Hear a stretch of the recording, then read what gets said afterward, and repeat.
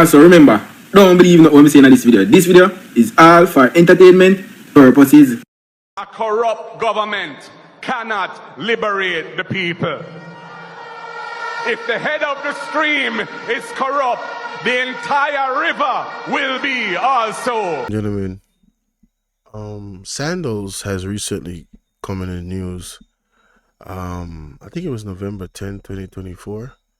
It's very interesting what's going on with Sandals and Antigua and Barbuda. Excuse me. So what I want to do is I want to take you in the past and then bring you back to the future. All right. It said lab can be a dangerous thing sometimes. Shout out to you. Salute. Thanks for being here. So what I want to do, I want to take you back in the past. This is the same Prime Minister of Antigua right now. And, you know, they have issues with Sandals, the brand. And let's hear what he had to say in the past. And then I'm going to take you in the future. Let's go. And I want the people of Antigua and Barbuda to understand the commitment of this government. No matter how you see us individually, no matter how you may dislike us, I want you to understand our commitment to the empowerment of the people of Antigua and Barbuda. That commitment is second to none. And that is why our policies are designed for the upliftment of our people. And to make sure that, in particular, that we protect and promote the interests of the working class in this country. They're the ones who need protection. They're the ones who need a leg up. They're the ones who must enjoy good quality health care, good educational opportunities, good housing. And you'll see systematically that my government continues to invest in those sectors. In healthcare today is better than any time in the history of this country. Our educational plant is better today than any time in the history of this country. The scholarships that we have granted, both in terms of the quality of the scholarships and the number of scholarships, far exceed the contribution of any other government in the past. So, Speaker, we're spending $25 million annually to provide scholarships for young Antiguans and Barbudans. We're talking about university degrees in a number of disciplines. And I'll show you too where the irresponsible actions of certain stakeholders, especially in the hotel sector, could undermine these objectives. Mr. Speaker, when a hotel takes a decision to put 700 people out of work, do you understand the economic consequences? Do you understand the effects on the living standards of these people? When you put a man out of work for 7 months, how is he going to live? How is he going to take care of his family? Mr. Speaker, those individuals at the low echelons of the industry, they don't have the money to save. They're living hand to mouth. And the truth is, Mr. Speaker, not only are they living from paycheck to paycheck, the money's so small they can't even meet the obligations. And when you deprive them of that check for 5 months, how are they going to survive? Those who have mortgages, how are they going to pay the mortgages? Those who have car loans, how are they going to meet their obligations? Those who have school fees, how are they going to pay their school fees? Public interest. Mr. Speaker, as a government, we have to protect the citizenry against the excesses of investors. And I will speak specifically to the issue of Sandals and the relationship with the government of Antigua and Barbuda and even other governments in the Caribbean. Unfortunately, Sandals has taken a very myopic view about its operations. It will appear as though the principals of Sandals believe that they are the only stakeholders in this business. It could never be. When Sandals first came here, about 2.5 decades ago, under a previous Labour Party government, the intention was to create a partnership, not for them to exploit us. But what we've seen, Mr. Speaker, over the years, is that the relationship had become more and more exploitative as they extracted more and more concessions. So, Mr. Speaker, before I give a little history of the relationship, let me first of all confirm, Mr. Speaker, that the closure of Sandals for 3 months, potentially 5 months, is an act of hostility. It is an act designed to extract additional concessions from the government of Antigua and Barbuda. It is a form of retaliation for the fact that a year ago, Mr. Speaker, we had to correct a gross inequity, a situation in which Sandals either failed to collect 65% of the guest tax, or they held on to 65% of it. I'll give them the benefit of the doubt. They said they never collected it. But, on the other hand, they were paying 35% of it.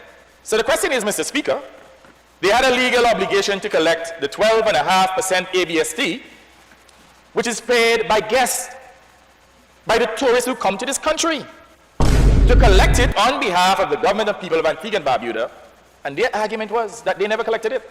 So if you didn't collect it, why were you paying 35% of it? And Mr. Speaker, I want to show you how exploitative this relationship became. First of all, you had a situation where when they first came, they extracted 10 years concessions. They paid not 1 cent in taxes on anything that they imported into the country. No building material, no capital equipment, no machinery, no furnishing, no fixtures, no appliances, nothing. Now, Mr. Speaker, that is the standard in the industry. So we're not saying that that is something wrong, but I'm just showing you how generous previous governments and my government has been to Sandals. They still enjoy those concessions up to today. Those have not been revoked. Mr. Speaker, they also enjoy exemptions from withholding taxes, from corporation taxes, so that whatever they gross in the form of profits is net. Government gets nothing. And invariably, Mr. Speaker, those profits do not stay in this economy for further expansion of their business. Almost invariably, it is repatriated for expansion in other countries. And I'm not saying that we have not benefited from some level of expansion, but generally speaking, these profits are repatriated to support the expansion of Sandals in other countries. Mr. Speaker, what we found, the 10 years was not enough. They then demanded 15 years. They got it. 15 years tax-free, free of all withholding taxes, free of taxes on everything they import into the country, barring food and beverage. Well, they had food and beverage at 1.2, exactly, and I'm coming to that. So everything, Mr. Speaker, duty-free, tax-free. Then you had a situation in 2004. They demanded more taxes. They said 15 years was not enough. They said they wanted 25 years. And Mr. Speaker, they got it. Then in 2014, they came again and they said, you know what? There's 10 years that would have elapsed from our concessions. We want a renewal for another 25 years. And Mr. Speaker, they got it. So in other words, if you look at the last 10 years, Mr. Speaker, they would have gotten 35 years tax-free concessions. Now, Mr. Speaker, even though they have all these concessions, they continue to manipulate their accounts. So they have their parent company, Sandals International, a company that apparently does all of the bookings. So what they do, Mr. Speaker, is that they will cream off the top of all the bookings, $10, $20 million. And then they'll remit probably about $50 million for the 2 properties here. And they will report the $50 million as revenue, in which they will deduct the expenses and then would have an overall profit of maybe about $7, $9 million. But you have to understand that the monies that are creamed off the top, that is going straight to profits. And I want to put them at notice that we reserve the right, I'm not saying we're going to do it, but we reserve the right to pursue Sandals International in court for manipulating the figures. This is Parliament. I'm speaking without fear or favor today.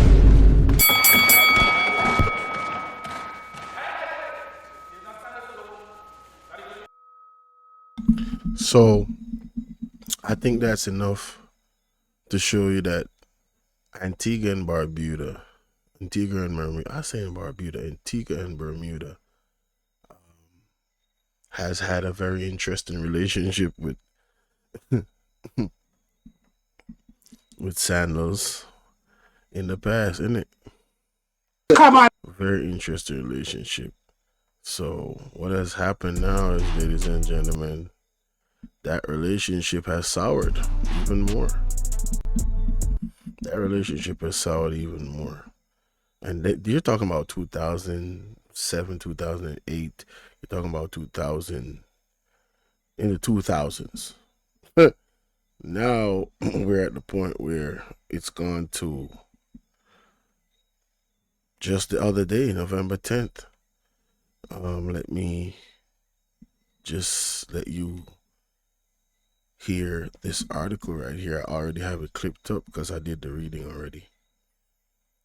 Let's take a listen to this. Very interesting stuff. Is corrupt. The entire river will be also. Just for full context, before I explain that, let me go back to the article that has real-time implications of issues that Antigua government is having with Sandals. All right, and shout out to the person that actually sent this article and this clip to me. Big shout out to you. Let us read for those who might be just coming in. It says Antigua government denies Sandals' request to import private vehicles for guests. Right? It says here that Prime Minister Gaston Brown has confirmed the government has denied a request from Sandals Resort International to import its own fleet of luxury vehicles for guest transportation. The hotel chain requested concessions to import to the concessions on the imports, which the government declined. He told Point FM that the resort chain approach as greedy and describes. Excuse me, guys. Let me just.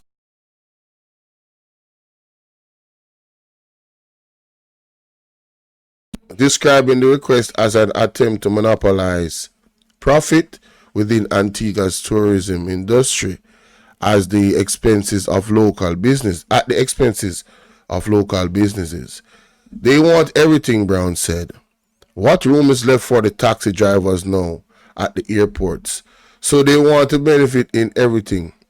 The Prime Minister explained that the government rejects Sandals' request to protect the livelihood of local taxi drivers who rely heavily on providing airport transfers to tourists.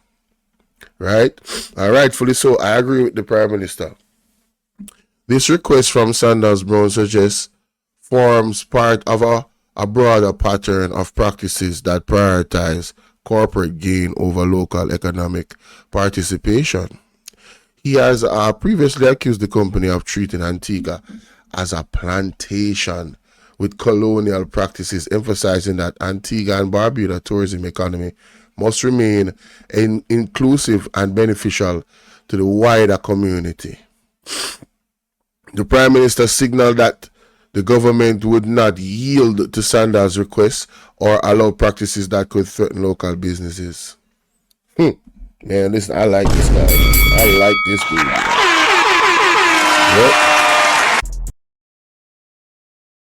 Yep. So, right there, ladies and gentlemen, you see where the article is talking about what's happening November 10th, just the other day, with Sandals. So this relationship with Sandals and the government of Antigua is definitely one we should keep an eye on, because the situation is very, very bad over there. There are some of the details in this clip that I'm clipping from to share with you that goes into more details, like Sandals allegedly proposed expansion on Sandals to this gentleman, and they said, well, let me take it back to the team, but they wanted certain concessions based off more than what he explained in the previous clip. And he took it to Parliament. That is Mr. Gaston, the Prime Minister, on the screen right there. He took it to Parliament and they basically said, no, this is not going to fly. And he went back to them and said, well, hey, the people said no. We have to protect the best interests of the people. And allegedly, Sandals decided that they were going to play hardball, so to speak. Now, the level of hardball that Sandals is being accused of at the time is that they threatened to locked down the hotel for months. And given that Antigua and Bermuda is such a small, country, that they would rely heavily on their tourism, just like Jamaica. I think when I was listening to it, he said it's between 17 to 25%, of their, GDP. And he also mentioned that they've been having issues with, entities like Sandals actually paying their taxes. With all the other concessions that they're already given, they're having issues with them paying their taxes. This is not my word, ladies and gentlemen. This is the Prime Minister, the present Prime Minister of Antigua has said this. All right? So, again, this is alleged, but this is what they're saying. Now, what I want to play here is him concluding, right, the issues that they're facing and correlating it to the rest of the Caribbean, and I think he's on point. So let's take a listen, ladies and gentlemen. He said to me, I don't care what they say, I have my sandals. So in other words, doesn't matter that his people are exploited. All he wants to know, he has the sandals in his country. Well, I'm saying here, this argument is not exclusive to Antigua and Barbuda. It has to become a regional discussion about protecting the Caribbean people from exploitation, about ensuring that as leaders, that we protect Caribbeaners. Because you see, Mr. Speaker, if it's not a collective effort among CARICOM countries, then you're going to have underdevelopment in certain countries, and because they have the right to move, especially within the OECS, they have the right to work here, to live and work here, then you're going to have, Mr. Speaker, they're going to flood Antigua and Barbuda. And then we will never be able to resolve our economic problems. You're going to have issues of pressure on your schools and your hospital. So I am saying here, it has to become an urgent regional discussion. And to ensure that there's some level of harmonization of investments, so that an investor cannot come to Antigua and Barbuda, behave like a bandit, hold a gun at our heads and say, if you don't give me this, I lock down my hotel. Or, if you don't give me these concessions, I take my hotel to another country. There has to be some level of harmonization of concessions to prevent exploitation within the region. And I expect that what we are doing here in Antigua and Barbuda, that the other countries will follow. So I want Antiguans and Barbudans. I want to pause right there. I would hope that, the other countries follow. Presently, how Jamaica is operating right now under this government, I don't see that happening, but hopefully, they are not in power the next election, after the next election, or ever after that. But let's continue. And especially the members of this Honorable House, to understand that this issue has regional implications. It's not just about Antigua and Barbuda. Now, Mr. Speaker, let me speak specifically to what the bill says. Well, you better believe that everything I said was relevant. I see the member for St. John's Rural West chuckling. That's why he's there. Mr. Speaker, He chuckled a lot. He's over there.